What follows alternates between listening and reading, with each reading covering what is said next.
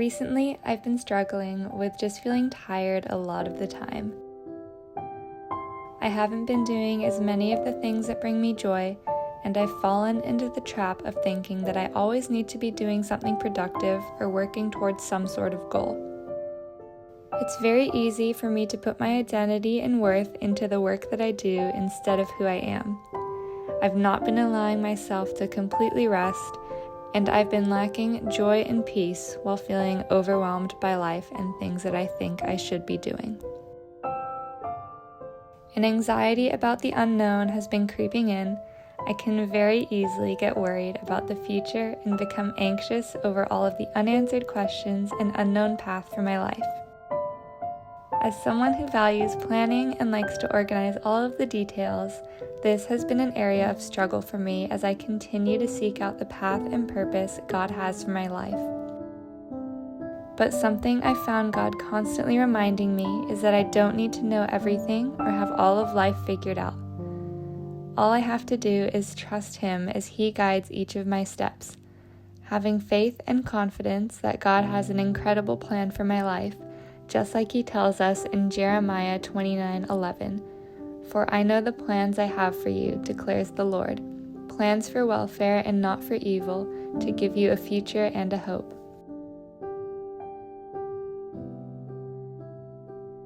But that thought can also be overwhelming, and we can sometimes be too scared of making the wrong decision that we don't make any decision. An analogy I heard about how the Lord sometimes directs us likened God's guidance to a GPS. Often we want to know the right decision or path or outcome for our lives before we even take a step. But a GPS will only tell us where to go when we begin to move. Sometimes we have to take a step, maybe not knowing for sure if it aligns with God's plan, but trusting that He will reroute us. Just like it says in Proverbs 3:6, "In all your ways acknowledge Him, and He will make straight your paths."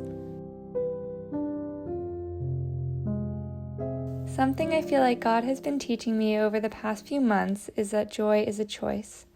It is something that is always available to me. It doesn't depend on my circumstances.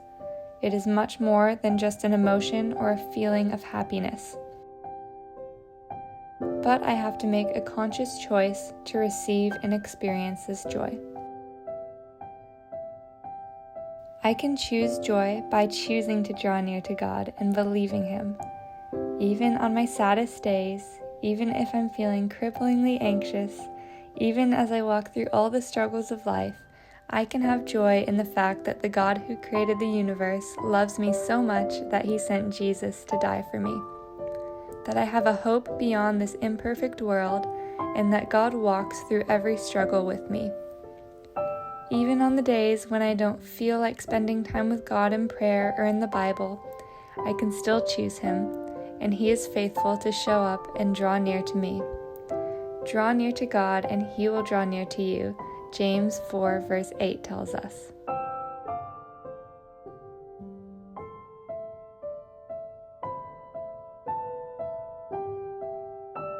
Baking bread is a hobby I picked up a little over a year ago. It is something that brings me so much happiness, but also a way that God has spoken into my life and taught me things about Him. If there is one thing that baking bread teaches, it's patience. So much time and care is put into crafting a perfect loaf. It needs a long time to rest and rise to become the soft, fluffy loaf at the end. It requires leaving the dough for a couple of hours at a time to rest and rise. There have been a few times where I've been impatient or rushed and haven't let my dough rise for as long as it needs to, and needless to say, the bread never turns out as well. A lot of the time, I just want to get to the end result. I want to get to that beautiful, crisp loaf without having to sit through the process of folding, resting, and rising. But that process is crucial for the bread to turn out how it does. Likewise, trusting God through the growing process, while not always easy, is essential for us to become the people He has created us to be. And we don't always have to be able to make sense of the process. Sometimes I need to remind myself to stop overanalyzing things and trying to figure out the reasons, and just surrender to God and let Him grow me without understanding. I was reading chapter 6 of the Gospel of John the other week, and a verse that stuck out to me was verse 35, where Jesus says, "I am the bread of life. No one who comes to me will ever be hungry, and no one who believes in me will ever be thirsty again." What an incredible promise this is. Jesus promises to fully satisfy our spiritual hunger and thirst. We have life through Him and the sacrifice He made for you and me on the cross. I think the reason I have been lacking joy and peace is because I haven't been eating this bread daily. As Jesus declares, He is the bread of life. The food of our faith must be found in Jesus and His death for our sins. Food sustains us, satisfies us, and gives us energy. But we don't just eat once, we eat every day, multiple times a day. Daily time spent resting in Jesus and His truth is what sustains me, not just occasionally, once a week at church, or whenever I find some spare time, every single day. Just like we make time and schedule our day around our meal times, satisfying and nourishing our souls should be just as much of a priority as satisfying and nourishing our physical bodies. To eat the bread of life is to have faith in Jesus, to dwell in Him and Him in us. And this eating of the bread is what sustains and satisfies us. It's not looking at the bread or learning about the bread.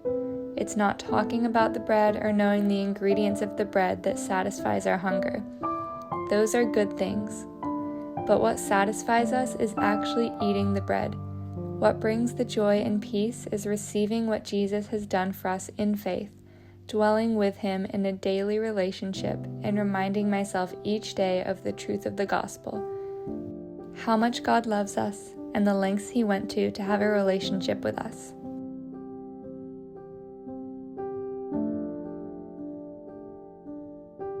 This week, I encourage you to choose joy in your life.